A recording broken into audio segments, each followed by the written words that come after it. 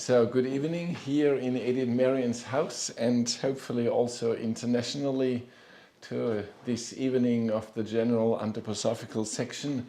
And if you have seen in the announcement on the poster, the theme is Albert Schweitzer's encounters with Rudolf Steiner. And it is due to the 150 years anniversary of Albert Schweitzer, the famous doctor in Africa, and the birthday was last week. So we had in German a kind of a memorial meeting at the Goetheanum, and now tonight we have an English version here in Edith Marian's house. And the theme is maybe well known in the sense of Albert Schweitzer, even if his reputation is fading away.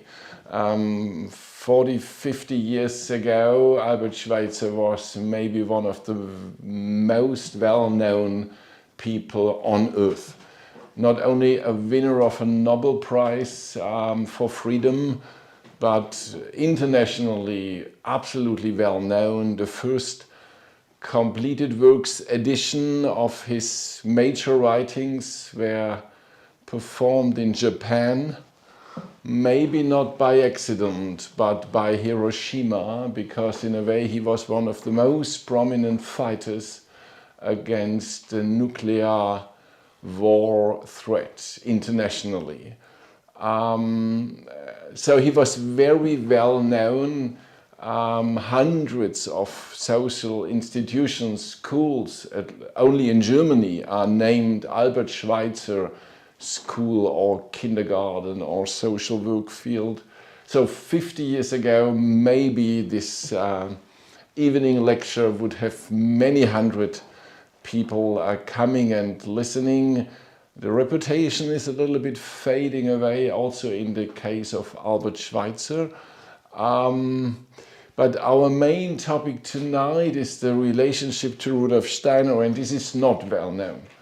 Of course, some anthroposophists and people interested in history of anthroposophy will know that they met each other, but others don't know. And this is only one little aspect of this evening, because my main topic will hopefully be a little bit Schweitzer's own path. But in the background will always be a little bit the encounter with Rudolf Steiner, which carries some riddles or hidden things. And maybe I can start with this.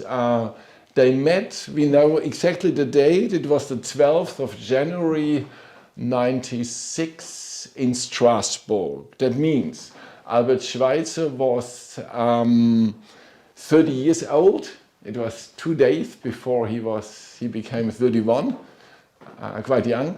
And Steiner was 14 years older, 2 7 years periods. He was at this time 44 years old. And they met because they were both coming to a gathering of the Theosophical Society, which is in the case of Albert Schweitzer quite astonishing, because obviously he was no theosophist, but he was invited by Annie Besant, the president of the Theosophical Society. Maybe she knew his books. He was a very famous, still at this time he was very young. I said 30 years old, but he already published, and I will tell you a little bit later what he did. And he said later that Annie Besant, or maybe the other organizers, asked him to take care or pay attention on Rudolf Steiner, the Austrian philosopher who was leading the German section of the Theosophical Society. So Schweitzer said in his memories many years later, 54, 55 years later, he said he organized that they became neighbors and joined the meal in this theosophical gathering. And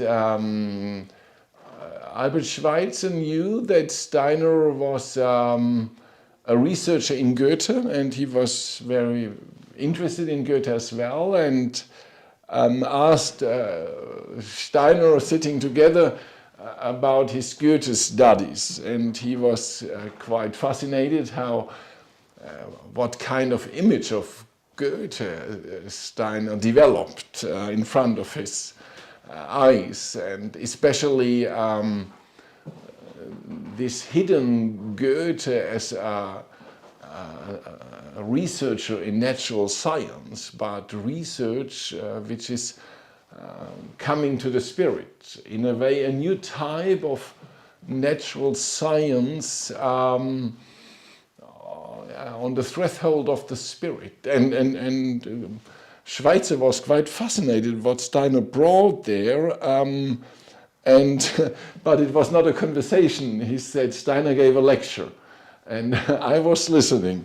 And then he said in his memories, I said 55 years later, we forgot that we were eating. In the afternoon we stood around together, paying little attention to what was going on in the theosophical meeting. So after the meal, they were standing together, and now they came to Plato. I don't know why, what was the bridge from Goethe to Plato, but they discussed Plato. And again, Schweitzer was fascinated that Steiner revealed a kind of an unknown Plato, an esoteric Plato teacher. But suddenly then asked Albert Schweitzer, I know that you are well experienced in theology, and what are your special studies? And then Albert Schweitzer said, again, 30 years old, his major work at the moment is the research and the history of the research in the life of Jesus Christ. And also the question, which gospel contains the oldest tradition? And then in his memories later, Schweitzer said, to my astonishment, I realized that there was no conversation about this subject. He let me lecture without interjecting a question. I had the impression that Steiner was yawning inwardly, gähnen. So I climbed down from the high horse of my theological historiography and led it back into the stable, waiting for things to come. So an image of, he came down from his horse of science, of history, of Christianity, and brought the horse back to the stable and waiting for things to come. Quite an interesting description. And things which came was a new topic, and this became a real conversation about the decay of culture. Both had the conviction that it is going like this. But we are not in 2025, it was in 1906. But they were both convinced that we are, with the whole Western European civilization, in a way confronting the abyss. A lively discussion soon got underway. We learned from each other that we had set ourselves the same task in life, to strive for the emergence of a culture dominated by the ideal of humanity, and to encourage people to become truly thinking beings. In this awareness of togetherness, we took our leave. So again, maybe the last sentence, we learned from each other that we had set ourselves the same task of life, to strive for the emergence of a culture dominated by the ideal of humanity, and to encourage people to become truly thinking beings. In this awareness of togetherness, we took our leave. An interesting, next morning, probably, Steiner sent a letter to Marie von Sievers in Berlin, So they met in Strasbourg, I said, and the evening in Strasbourg ended with a long lecture of Steiner, 3 hours, but I think with translation, 3 hours, so from 8 to 11. So it won't be so long tonight. We have only one English language, but from 8 to 11. And this is Steiner reporting next day to Marie von Sievers, so his companion in Berlin. But he wrote the letter from Colmar. So he, from Strasbourg, I think in the same night or next day, he went to Colmar for the next lecture. And from there, the letter is dated. And then he said, you know, I met a man, and at this time, Albert Schweitzer had 2 PhDs and also an habilitation.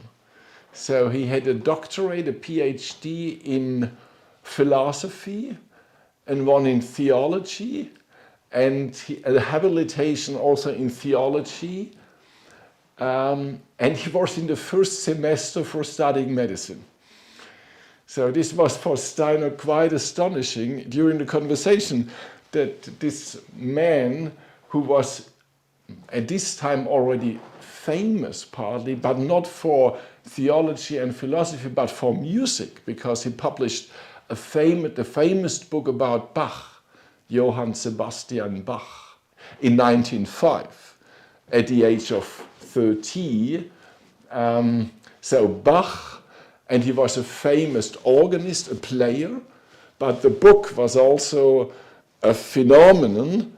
But the same man had a PhD in theology, in philosophy, and then had a habilitation.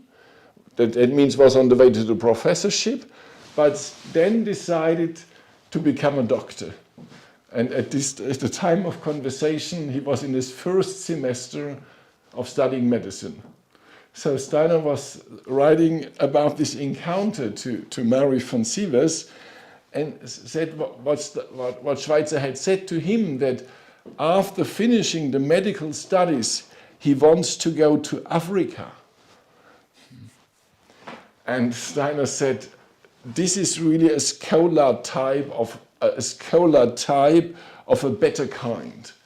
So a scholar, an academic person, but of a better kind. Even if he doubted, maybe because of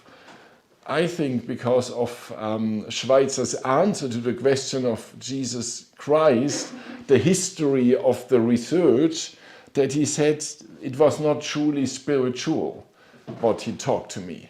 Not truly spiritual, but impressed obviously he was. And also interesting that he wrote to Marie von Sievers the judgment of this incredible young man about Annie Besant, who gave a lecture, and he said to Steiner, this Annie Besant is an entirely dependent nature, from her nothing at all speaks. So he had a feeling Annie Besant is not an independent thinker. That's what Albert Schweitzer said to Steiner in confidence. And Steiner said, I don't yet know what he said about my lecture yesterday. Because the end of the day was this long lecture of Steiner, and then he left, and I don't know yet, not yet. Maybe he hoped that he will hear it one time, or... Now, what we can see in Steiner's literary estate, or in his library, that he got the book, which in fact Albert Schweitzer published the same year, 96, the year of the encounter, about the history of the research in the life of Christ Jesus. So it's quite about 400 pages, and Steiner, at least the last 2 chapters of the book are very well worked through, with a lot of remarks and exclamation marks and marginal annotations, and this is a chapter about the messianic element of the Christ Jesus, about the mystery of Golgotha, even if the terminus is not in the book, about the knowledge of the demons, who was there, and many other things. So Steiner, we don't know when he got the book. The second edition was in 1913, so I think it was close to the first encounter, maybe in 1906 when the book came out. And Schweitzer said in a conversation or a letter, I can't remember, to the famous musician Bruno Walter, well known in the United States of America, but also in Europe, that from this first encounter with Steiner, I kept myself inwardly occupied with him and always remained aware of his significance. I think that he wrote this or said this to Bruno Walter because he knew that Walter had a high esteem of Steiner. Now, what happened later? Based on the documents, we can see that Steiner went on reading Schweitzer, and especially in 1923. This was an important year here in Dornach. It was the destruction of the first Goetheanum. It was at the beginning of 23. It was a horrible year for Europe. With the upcoming of the National Socialists. Hitler tried to get the power in Germany. There was a lot of poverty, and the problems were very visible. I mean, 5 years after the First World War ending, but going on. The war is going on a different level. And in this year, when Steiner, after destruction of the first Goetheanum, gave many lectures about how to keep the ideal of facing the future. Here in Dornach, it was really all destroyed, and it was more or less for Steiner a symbol of the state of Europe. And interesting, in this year, 2 books were published by Albert Schweitzer about the decay and the reconstruction of culture. And Steiner intensively read those 2 books. And the first book is named Decay and Reconstruction of Culture, and the second one, Culture and Ethics. Because if I summarize, the conviction of Schweitzer was that we only are able to rebuild culture if we find to a true ethic. But for true ethics, we need another worldview and another image of what is a human being.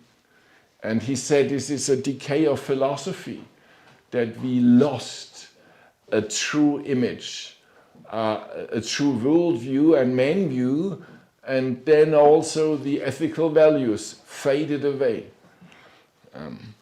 And when Steiner, very shortly said now, when Steiner, in 2 lectures in July 23 in the middle of the year, and in 1 article of the Goetheanum publishing of the newspaper, he praised these 2 books, mainly the first, the second came out a little bit later, and said the analysis is absolutely wonderful. So very well seen by Albert Schweitzer, who is a real thinker. And he also made reference to Schweitzer's book about the history of the Jesus Christ research, and said a very well book of a very gifted thinker. But I think he was also disappointed that I mean, even if in the book it's clear there is not only ethics, it is a new worldview needed, but in a way, that's all. And Steiner said in his lectures and also in the in this article, you can't only say we need this, you have to go on and to practice it and to show that he didn't want to talk about anthroposophy, I think, in this lecture, but he could have said, since 4 years we have a Waldorf school. But it is completely ignored by this author. Since 3 years we practice another medicine, and this is a concrete step to spiritualization and bring into a new ethic of medicine or education by a new worldview. But this is ignored. This is only a postulate what should be done, and in general. But on the other side, he obviously was intensively reading these books. As I said, with a lot of exclamation marks and so on, like this. And the last book, obviously in Steiner's literary estate of Albert Schweitzer, it was published in 1925. So I think maybe this book came to Steiner by Günter Wachsmuth, in January, February or March. And the book is called, it's a brochure, News from Lambarene. So in this publication, Albert Schweitzer is describing how he came back to Africa after a 7-year break. I will tell you a little bit later, because he had to leave Africa in the First World War and was brought as a prisoner, because he was German, as a prisoner to a French camp in France. And later on came back in 1918 to his home place, which is Alsace, so the region near Strasbourg and so on. And in 1924, he left again for Lambarene. And in this little publication, he told his journey to Africa and his coming to his old hospital, almost completely destroyed, and starting the reconstruction. And this is a little booklet for friends in Switzerland and Alsace region, to inform them and also to inform them how they are able to transfer money or drugs, or it's very detailed at the end. But there is a little bit more hidden in this encounter. But maybe Steiner, there are no remarks in the book, but it could be that Steiner, at the end of his life, saw Schweitzer going back to Africa and to do his work there. Now it's interesting, I come a little bit back to the memories, that it was Emil Bock, at this time the leader of the Christian community, who in 1951, when Albert Schweitzer was 76 years old, reminded him on a second encounter with Steiner. And in the letter he sent to Albert Schweitzer, he told him that Steiner once was so pleased and told Emil Bock spontaneously that Schweitzer had visited Steiner in Dornach. It was in the early 20 years, 1922. Dr. Steiner spontaneously told me about his meeting with you, and in words rarely heard from him, spoke of the importance he attached to you from his knowledge of your work, but above all from his direct impression of your personality. And shortly afterwards, in the Journal of the Christian Community, also Emil Bock told the story of this second encounter of Steiner and Schweitzer in 1922, not only in Strasbourg 96, but 16 years later here in Dornach. And Bock was also here in preparing the founding of the Christian community, and came to Steiner, and Steiner opened the door and said, think, Albert Schweitzer was with me today. That really is an important personality. I don't know, I have to find out this correspondence of Emil Bock with Albert Schweitzer. Maybe there are some more letters. But in the year 1951, when Bock sent this letter, Schweitzer was in Germany for getting a peace prize in Germany. So maybe it was that in this Bock was so the impulse to write to Albert Schweitzer was about the prize, and also saying, I don't know if you know about the Christian community. Yeah. And we know from Camille Schneider, who was an anthroposophist in the Alsace region, lived in Strasbourg, that he met Albert Schweitzer in 1951, the same year, and had a conversation about Steiner. And in this conversation, Albert Schweitzer was telling about this second meeting in Dornach, and they talked about how to reorganize society after the war. And said then to Camille Schneider, you know, our two goals, Steiner's and mine, are the same, but our paths are apparently different.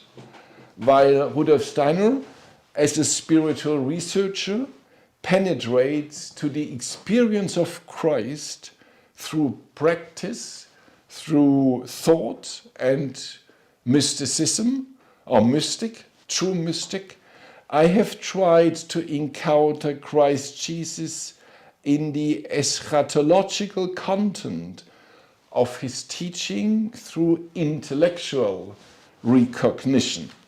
And I also encountered him daily in my work among the people in Africa. I took the basis of my ethics of life from the double experience. That is what matters to me. So he recognized that Steiner had an original path to the Christ reality in a deep mystic, meditative experience. He went an intellectual way as a kind of a historian of Christianity by his PhD and habilitation, but later on by daily work. But then he said, obviously also to Schneider, but you know, this Steiner is an initiate in the sense of Curie. They had before a conversation about Edouard Curie, who was of course well known to Albert Schweitzer and to Camille Schneider, who knew Curie personally, an initiate in the sense of Curie. And then we have some other little documents.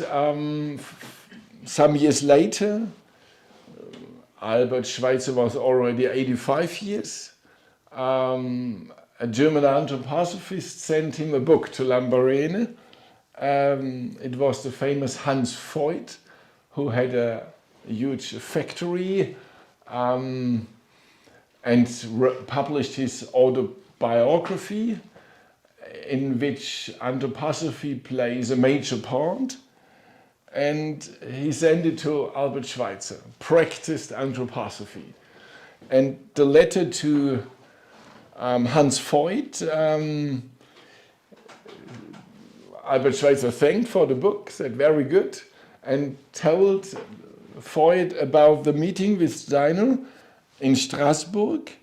And then they retained into spiritual contact. And he said also, I know that Steiner was a little bit disappointed by my book about culture and ethics, even if he emphasized the good analysis, but missed anthroposophy or spiritual science in the book. But he said, you know, there was a community of thought in between us, but I regretted that I could not decide to join him in his high flight of thought. I could not because my wings did not carry me to the heights of spiritual science. However, I always recognized that his teachings offered a lot to some people and made cultural leaders out of them. I consider it a tragic event that he left us so early. And interesting, this letter is 4th of November 1960. I said he was 85 years old. And in the next day, 5th of November, he wrote an essay, My Encounter with Rudolf Steiner. And this is for a circular letter of the Friends of Lambarene. So he had a circular letter, as we have a newsletter of our section, but he had a circular letter to those who supported Lambarene, and there he wrote and published a day after the answer to Freud, the encounter with Steiner. But there is also the riddle that he said in this, he described the Strasbourg meeting and then said we were not to meet again. There is no second meeting, but the sense of togetherness remained. Each of us followed the work of the other. Yeah. And then he's saying the same thing, that he was not gifted to join Steiner's high flight of thought, in German, hoher Gedankenflug. But I know that he lifted many persons up and made new people out of them. Or in German, neue Menschen, which is the terminus of the Gospels, to become completely anew. So he absolutely saw that Steiner had not only disciples or followers, but that he created or helped them to become, in the sense of the Gospel, new human beings. And that he said also that outstanding achievements were accomplished by them in many fields. So he saw that that they are working. So Freud in economy, but others in education, others in curative education, others in, as this Emil Bock, in theology, others in medicine. And then a very interesting description in this essay about Steiner. And we have now here the 100th death day coming end of March. So it's tonight I want to think in this direction of Albert Schweitzer, but in relationship to Steiner. And this description is quite interesting. He said, I've continued to follow Rudolf Steiner's life and work with great interest. The successes up to the First War, the problems and hardships it brought with it, so the war brought with it, the courageous effort to bring order in the turmoil of the post-war period through the proclamation of the teachings of the threefold nature of the social organism. So obviously he followed Steiner's initiatives to reorganize society in the sense of threefolding. The success of the founding of the Goetheanum in Dornach, where his world of thought found a home, the pain that brought him its destruction by fire on New Year's Eve 22 to 23, the courage with which he undertook the reconstruction, and finally the greatness of soul that he preserved in tireless teaching and work during the time of suffering of the last month he spent on earth. This is quite astonishing, I would say, especially the last sentence. We are in the year 1960. There were not so many publications about Steiner's last month in the atelier, Steiner's last time. So this kind of seeing, this kind of knowing. It's not clairvoyant, but this kind of companionship. Quite a good description, very short, only some sentences. And then the wonderful last sentence of this memory: when I met him, his face with its wonderful eyes made an unforgettable impression on me. So the face with the eyes. And maybe the last riddle, and then I come for the second part to Albert Schweitzer's biography, but the background is the encounter. The last riddle is 3 months before Albert Schweitzer went home to the spiritual world. So he died 4th of September 1965. So 3 months before, he sent a letter to Karl von Balz, who lived here in Dornach, a musician, very famous man also. And then in this letter he wrote to Balz, "You may be interested to know that Rudolf Steiner and I were friends. Also, we did not have the same thoughts. It was a deep friendship. We looked forward to every time we were together." So the astonishing thing is, the deep friendship. He never said it before. A deep friendship, and then looking forward to every time we were together. Wir freuten uns auf jedes Zusammensein. So, how often they met, we don't know. I would say at least twice, with this astonishing element that in 1960 he's saying no, only one time. But on this 1965, just before the threshold, every time we were together, looking forward. Yeah. So this is a little bit of background, the first part of the presentation, and I never wanted to, I don't want at all to take Albert Schweitzer and bring him in the nearness of Steiner and saying he's ours, or he belongs to us, or because I think this is not at all what we have to do. He was not a follower, a disciple, an anthroposophist, or what else. He was an independent man. But I think for tonight, it is interesting to see these two figures, independent from each other, meeting at least one time or 2 times, or I don't know, having their own tasks, but in a way also this feeling of togetherness expressed from the side of Albert Schweitzer. Late, he said it, but when Emil Bock said Steiner's face, when he told him, "Think, who visited me today? Albert Schweitzer was here." Obviously Steiner was as pleased as Schweitzer. Maybe not from the end result of the book about culture, but from the essence of the being. But also the books are very intensively read, I have to confess. So now let's have a look to this Schweitzer Vita.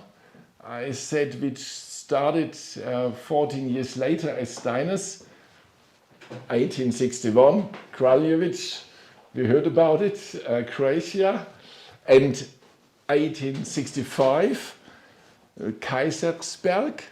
If you are not familiar with the Alsace region, this is quite close to Colmar, a very nice town, good to see, and good to see the little house where he's born, still there.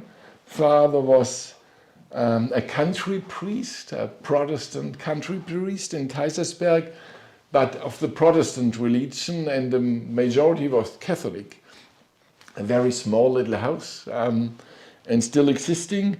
And since 7 generations, these were all country priests and schoolmasters and cantors. So music always played an important role. A tradition of discipline, theology discipline, religion, self-discipline, morality, ethics. So he came from such a house, I would say, and also the mother's father was also a Protestant priest, and so I make it very short. He visited schools there in this region. They moved to another little valley, Münstertal, Günsbach, so Kaisersberg, Günsbach, and Monster, Münster, la Lycée, das Gymnasium, and later auch Mühlhausen, and University Strasbourg. So he grew up with Alsatian dialect, German, French, but they practice also the German and the French. Yeah, a very interesting childhood, as Steiner's, but different. Totally different in the sense that the father was not a railway engineer, but in the middle of the church, in the middle of the music. There was no music in the house of Steiner, and there was no church at all. Father left Catholics and so on, an independent freethinker, but they remained in Christianity and full of arts, and especially music, but not only music. And it was a childhood near the church. But he said, you know, I was looking forward to next Sunday all the time, because he loved so much Father's sermons when he was a child, but also the atmosphere in the church, the sense of solemnity, the need for silence and concentration. And he liked to see how the adults were so devoutly and caught in devotion. And at this time they all had on Sunday their black robes, the men were dressed in black, and the women came in their old costumes. So he loved the atmosphere. And he loved Father's biblical stories also at home. And he very independently developed questions. As a child, he said, I was busy with the questions if the kings came and the shepherds, and why did they leave the child? So I wondered why they didn't want to protect the child, and why they did not become disciples. Mm-hmm. So what is the destiny of the shepherds and the kings? And why are Mary and Joseph are so poor if the priests, the kings, brought the gifts? And so questions of the middle of childhood. Another motif quite strong in his life was this suffering of all the misery. So he said the misery existing in the world, also the misery of the animals, the misery of a Jewish man in the next village who was by the kids also of the village. They were mocking on him if this Jewish man came with his donkey cart, and they made their jokes about him, and they followed him with how they spoke to him. And this man did not say anything, but sometimes stood still and turned and was smiling to those children, remained silent in persecution. Said Schweitzer, and this was so attacking his heart, how this man behaved, that he decided, I won't go anymore with these children. And then he was waiting for the man when he came again in the village and shook his hand and tried to accompany him. Not saying I'm a hero of resistance, but he said ethics. I mean, follow the voice of your own heart and don't do what the others are doing. And there are many more examples. Albert Schweitzer's independent, ethic, I would say intuitive voice of conscience, quite developed early in his childhood and so on.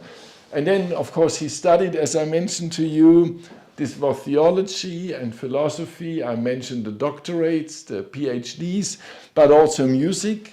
And that means he went to Paris. There was a famous organist, Monsieur Vidor, Charles-Marie Widor was his big teacher in organ playing. And so an enormous gifted man.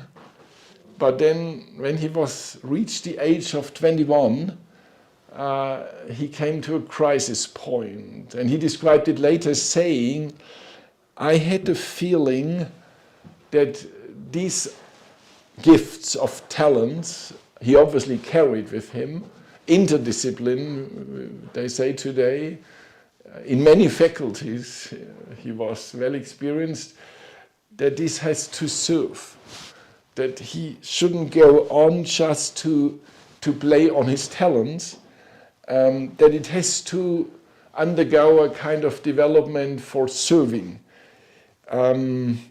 Life, he reminded himself, must not be kept, but not preserved for one's own, but to offer, to give away for the others. And then he came to a decision with 21. He said, okay, I'll go on with my studies, but latest when I'm 30, I stop with all I achieved until then, with all this collected wisdom or academic wisdom, I undergo a metamorphosis, and from 30 years on, I will serve. I don't know how, but this was obviously an inner voice or conviction of an abrupt change. And in these next 9 years, he made this career, which I shortly sketched with the books and with the academic degrees, and he became professor, but all until 95, and then the transition. Interesting that he met a girl or another student from a Jewish family from Berlin. They came to Strasbourg. Father became professor in Strasbourg. Helene Breslau was her name, and they fell in love, and she completely understood him. He confessed to her his life plan, and she said, yes, good. And she had also this moral conscience, and she was one of the first students in Strasbourg at this time, because it was not so easy for female students to get the allowance to study. And she studied art history and art, but also social science in a different terminus at this time. But later on she wanted to do practical social work, especially to care for those who have no parents, orphans. And she became more or less a street worker and a social worker for homeless children, orphan care. So this was a perfect partnership for Albert Schweitzer, understanding him and understanding his vision. And then he had some experiences with what our culture, the European culture, the colonial style, had destroyed in Africa. So African missionaries came to tell how is the situation in Africa. They came from a certain country, it was Gabon, and told about the misery more or less produced by Europe. And he had the feeling, maybe this is the point, I can try to do what I can to heal the damage, or to make something good in a region destroyed by European superiority, colonialism, and this is the point where he meets Steiner, more or less.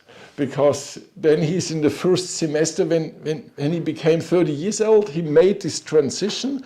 He decided, I will go to Africa as a doctor, so I have to study medicine. And he was in the first semester when he was sitting next to Steiner, and they had this encounter I sketched at the beginning. I summarize, he did so. It is, by the way, the year when Ita Wegmann started to study medicine in 95 in Zurich. She was also not so young. She is the same age than Albert Schweitzer. He's born in 1875 and she in 76. And she came also late to the medical studies because she did other therapeutical studies before. And so they had the same year of beginning and of ending. Both of them, Ite Wegmann and Albert Schweitzer, they got their license to practice medicine in 1912, and he got the same year the title of Professor of Theology, but in fact also the approbation for medicine, and did directly a specialization in tropical medicine in Paris, because he had a feeling we have to know the state of the art. Not just going to Africa, I will help, but the state of the art, the state of science, good science. So tropical medicine Paris, and she, Helene, made a hospital training in Frankfurt am Main, also specifically. So this couple had really something in his common mind. In 1913, Steiner performed the foundation stone laying here in Dornach, and Albert Schweitzer, not Albert Steffen, not at all, Albert Schweitzer and Helene left to Africa. Now he was second moon period, in a kind of counting from an esoteric point of view. Very interesting. I mean, he renounced Venia Legendi in Strasbourg. He let it all behind him, detached from the academic. He said to her, you know, I never could go on just to be a professor. And for him it was all the old culture. I mean, nothing against sciences, but he regarded this life on a university like, so this is for him, it was not true anymore. In the need of the 20th century, he never said they all should go to Africa. He never regarded himself as a model. He really practiced individual ethics or individual decisions. So he never said we should all be Lambarene, but he said, I have to do it. Listening, following the voice. So he went there and they started to build a hospital. Of course with helpers, African helpers, but in Schweitzer's case it's interesting that this academic master, he was very talented in constructing houses. He was very gifted, very practical. He could really be the house builder and the master of the building as well. So quite practical, quite down to earth, and so yeah, it started. And from the beginning, he wanted to be quite independent from the state. It was the French state. It was a French colony, but he wanted to create this hospital as a free spiritual deed. So he brought his private property, because they collected the money before from, he gave many concerts and so on, and they brought all this money to Lambarene in Gabon to be independent, more or less, of the state, but they were on the place of a mission, a Christian mission, but only the place, and then they built it. And I mentioned it before, unfortunately the First World War came, and they were imprisoned as Germans in the French colony, and they couldn't leave the house anymore. He was no more allowed to practice, even if full of misery of patients. And after a certain time, they offered him a certain possibility to practice medicine again, but then came the transportation as prisoners back to Europe. A little bit totally crazy that they were brought home to be imprisoned in France from this Lambarene. And there is a photo of Albert Schweitzer in the prison Garrison of France, the saddest of all Schweitzer. In the year 19 17, which was a tremendous year in the First World War. It was also the year when the US came into the war, Wilson, and there was the October Revolution in the coming Soviet Union. So it is called a year of the decisions, because this is, till our time, quite the two powers, Europe in the middle. So the Russian became Soviet Union, and USA came onto the continent. And this European Schweitzer came home as a prisoner. And then in 1918 he was released from the prison, and Helene as well, and they came back to their little valley in Alsace, but it was horribly destroyed. So it's for us very difficult to understand how devastated the landscape was. So the mountains without forest, because of the guns, the bombings, the gas. It was a gas war as well. And let's say Hartmannsweiler Kopf is one of these mountains. 30,000 soldiers were killed there on a small place. And it was engraved in the earth. So it's very wonderful landscape, but still today, if you go a little bit more in some places in the forest, not only that you meet there a cemetery, but the traces are still to be experienced. So we could say the decay of the so-called culture. I mean, the first conversation I said in 96 in Strasbourg, this was Europe before the war. But now it came for the first time in Europe in such a visible way that this culture, or I don't know if it's culture, but the society needs a radical change, because the war was not by accident. This is what Schweitzer and Steiner saw quite early. Now I told you that for years he was back home. He left, I said, in 24. After the Christmas conference, in the year of the beginning School for Spiritual Science in Dornach, he went back to Lambarene. But all the years before, he was quite in the neighborhood. And therefore, if we maybe are astonishing that he followed Steiner's path so intimately, he was not far away. And he was a passionate newspaper reader all the time, Albert Schweitzer. So, and Steiner was a public person. So it's not clairvoyant. He did not perceive it from Lambarene, but from next door, more or less. And he was also in Switzerland, because Switzerland was not destroyed and still quite rich. So he again came for concerts, playing Bach mainly, and collecting the money for Lambarene, because he wanted to go back and to reconstruct, of course, the hospital.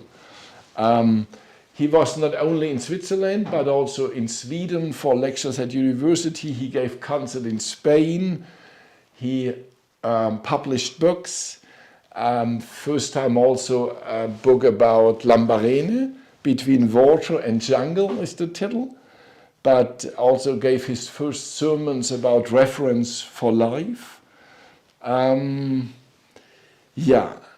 Unfortunately, Helene became increasingly ill, tuberculosis, as Franz Kafka and many others in 23, because it was the disease after the war, in a way. She had an old tuberculosis, but was again becoming very powerful. And of course, the life in the climate of Central Africa was not easy for her.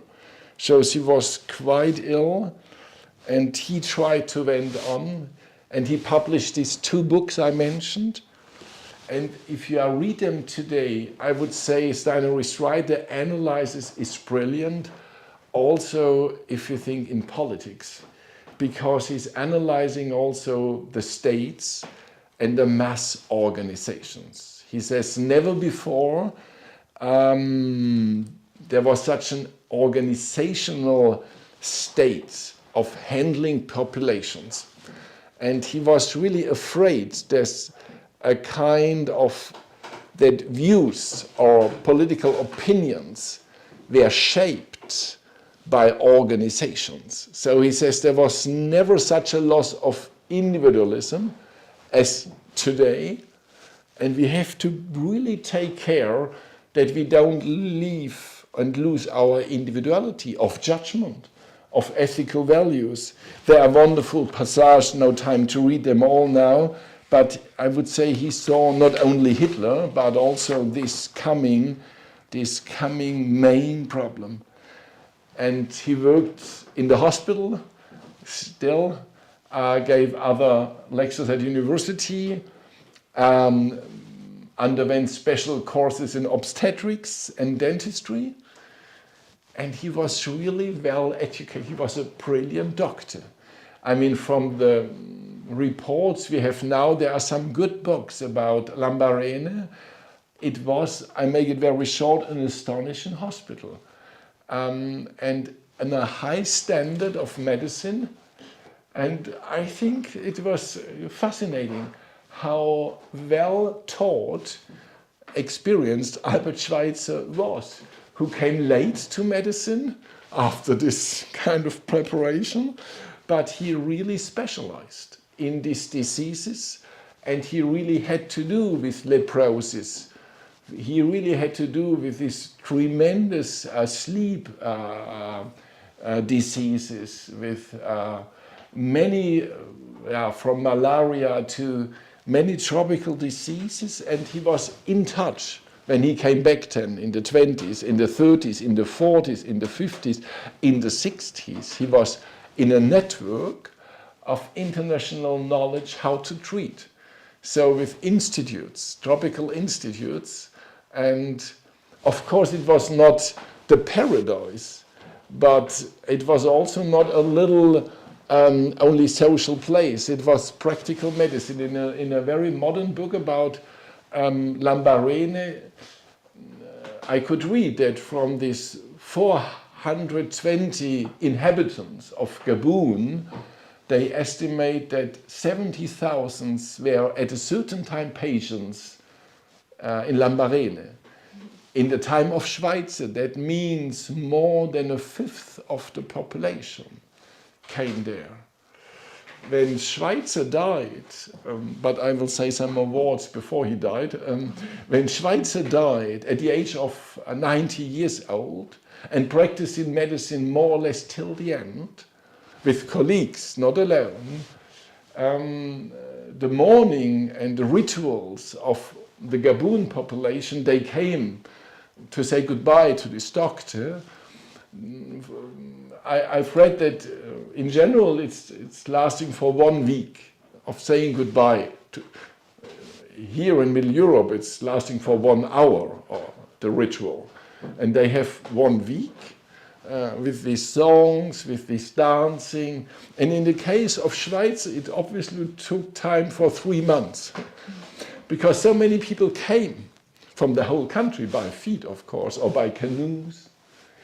I would never say he was a hero and he had his mistakes and so on. There is also a lot of critical literature because, of course, he was, after the Second World War, Schweitzer became the opponent of the abyss. So he was also made to the modern alternative. So I mentioned this little lecture with saying he was so popular because they needed a star of the opposite. So they made him to the holy Albert Schweitzer. He never wanted to have this reputation. He knew about his shadows. And he also never regarded himself as the model for development of Africa. But he practiced what he did. And he did it quite well. And so the hospital was in fact a village. Maybe you know it was not only a building, there were many buildings. And important, he saw it from the beginning, the patients who are severely ill, they must have a chance to be longer there. So he created a village where they could live.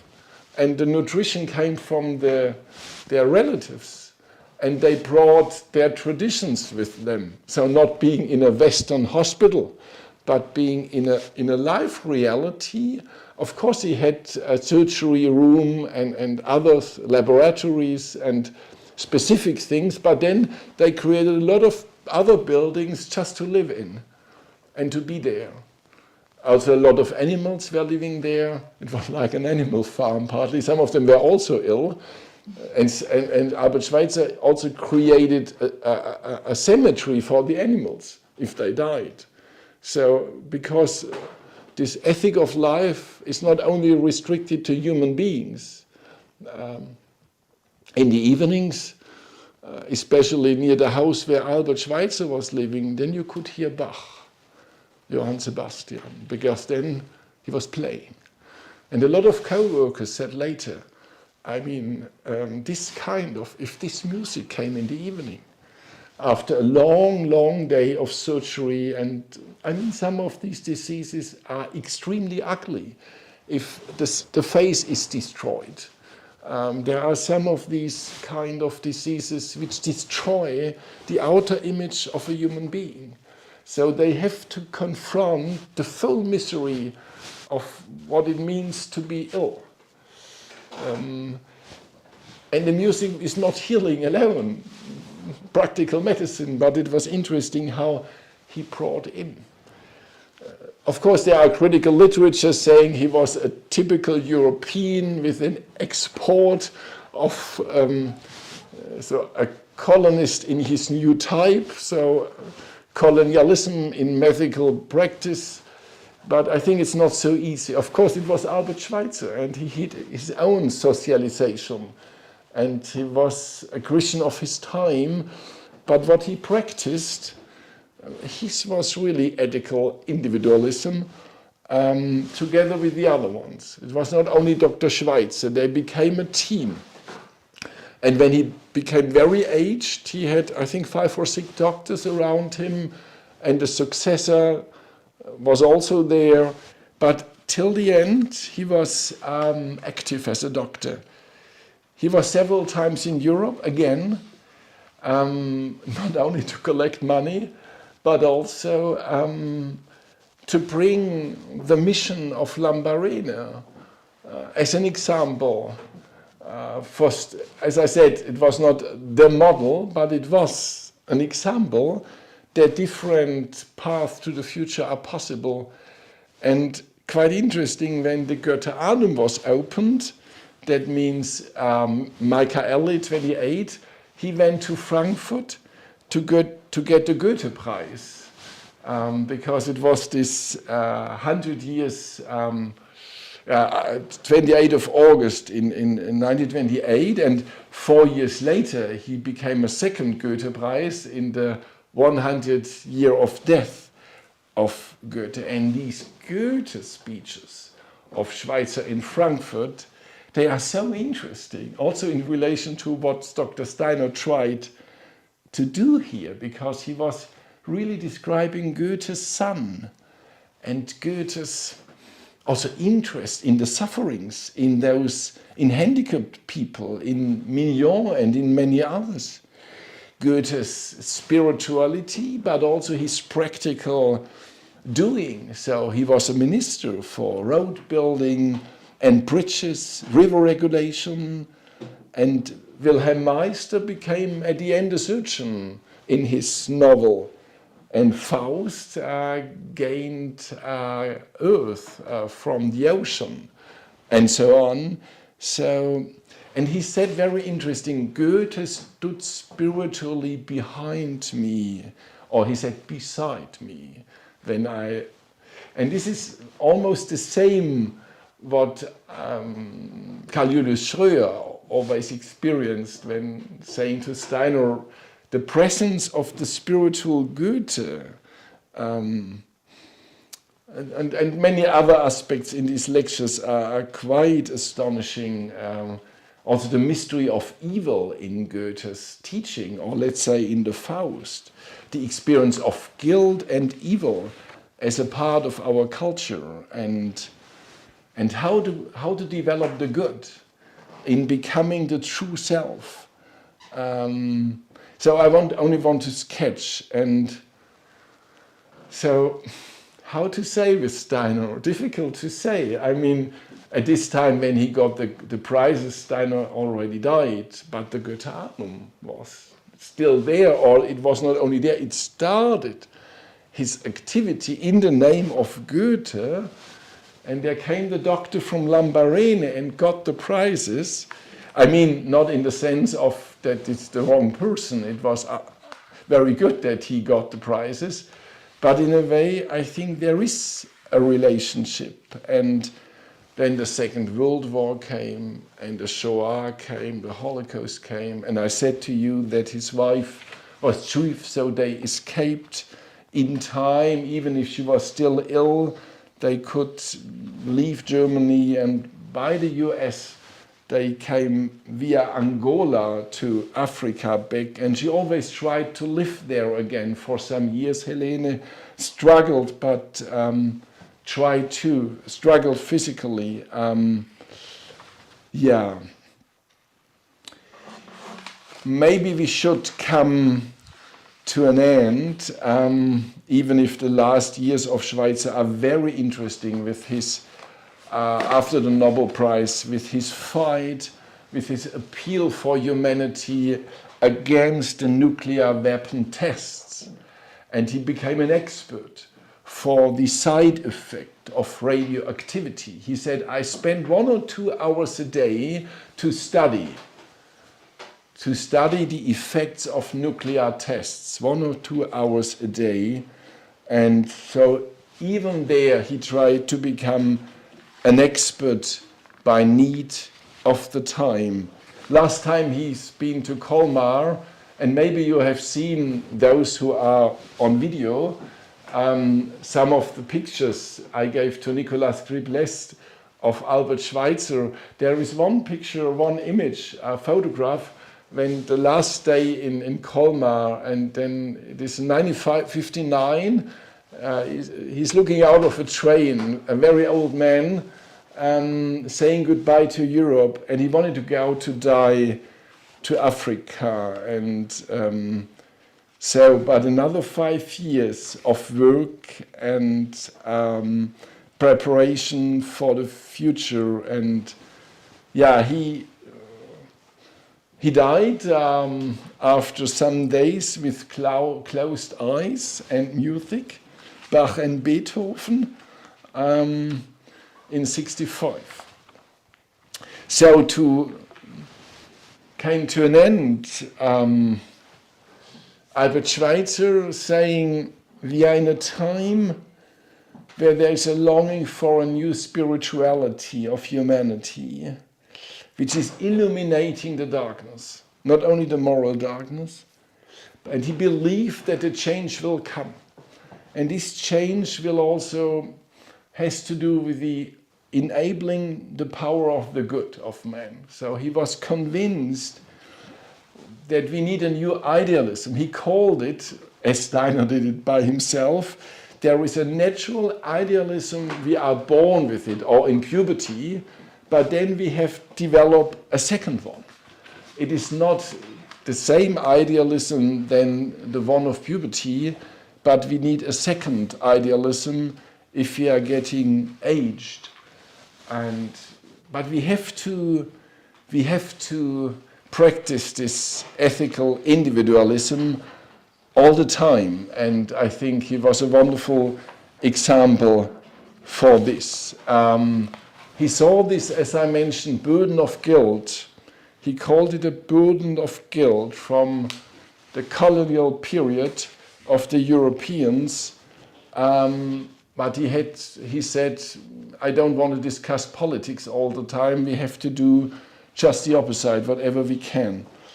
And maybe we can end with these little stories of the Waldorf school in Freiburg. And some of you will see now the picture. So in 1960, there was an initiative of a Waldorf school in Freiburg, which is quite close to us, that the children came to the idea they need balls there in Lambarene just to play, or I don't know how. Soccer is not so popular in Waldorf schools, but at least I thought we try to collect balls for the children in Lambarene, and there was a very effective way to bring it to Lambarene. Schweitzer was well organized, so the book Steiner came across in the atelier. It was also at the end of the book not only an indication how you could transfer money to Lambarene, but also if you want to give food, or so you can send it to Basel, and there is a possibility. So he organized this flow of help, and now so the children of the Waldorf school, they could bring the balls to this possibility, and then Albert Schweitzer answered with a letter, with a very wonderful letter to the pupils and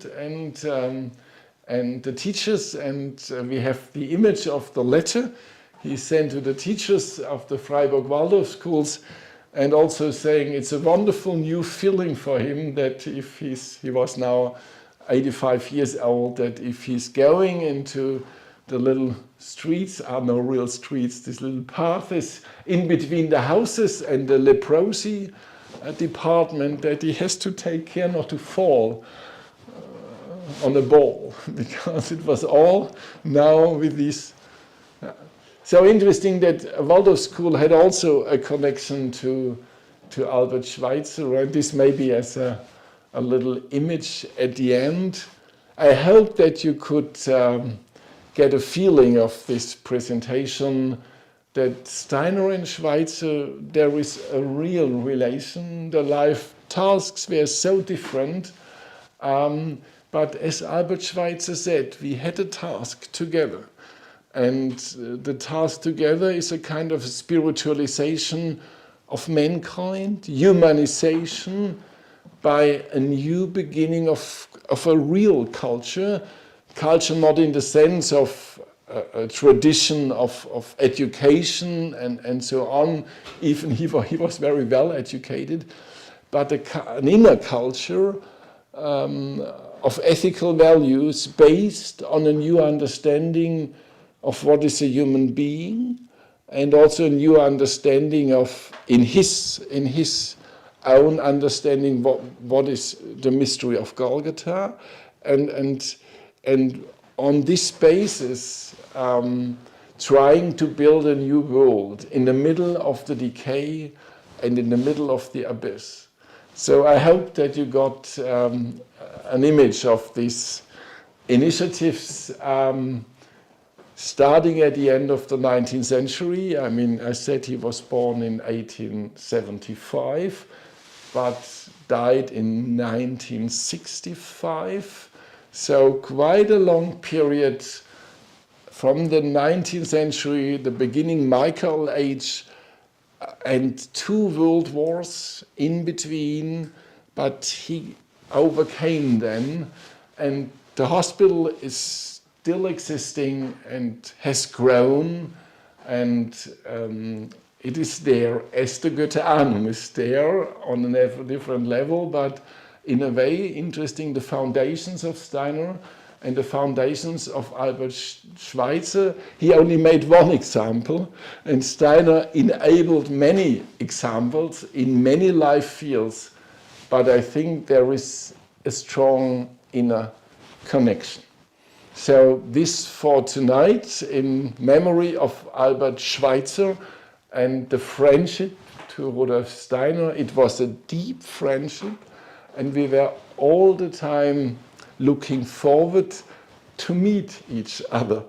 We don't know how many physical meetings, but maybe it was also another type of meeting and being together and feeling close. So, and I don't know what happened after they left Earth, because this kind of meetings can of course be taken over also in the spiritual world from our understanding. Thank you so much for coming here in Edith Marian's modest house, and for the other ones in joining us at least on the screen. And yeah, thank you for this interest in Albert Schweitzer. Good night.